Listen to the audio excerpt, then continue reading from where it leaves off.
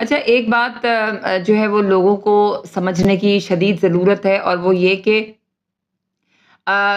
جو بھی حالات ہوتے ہیں، اگر ہم موسمی اعتبار سے دیکھیں، جیسے سیلاب کا آ جانا یا بارش کی تباہیاں ہیں، یا زلزلے آ رہے ہیں، یا کوئی اس طرح کی چیزیں ہو رہی ہیں، تو موسمی اعتبار سے تو ہمیں اس کو سمجھنا ہوگا جغرافیائی طور پہ کہ یہ عمل جو ہے یہ زمینی لحاظ سے یا موسمی لحاظ سے جو ہے وہ ہو رہا ہوتا ہے، تبدیلیاں ہو رہی ہوتی ہیں۔ اگر آپ اس کو فزکس کے اعتبار سے پڑھیں دیکھیں، یا آپ اس کی کیمسٹری دیکھیں، تو آپ کو پھر پتہ چلے گا۔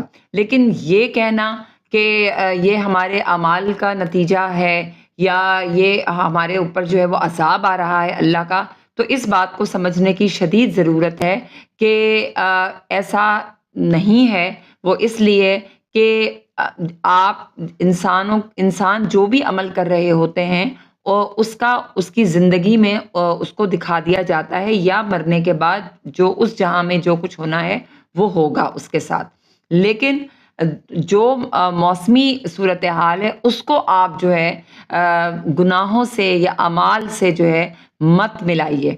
اس کو سمجھنے کی ضرورت ہے کہ یہ چیزیں موسمی تبدیلیاں ہیں، اور جو کہ دنیا میں اوور آل ہو رہی ہیں اور ہوتی رہتی ہیں۔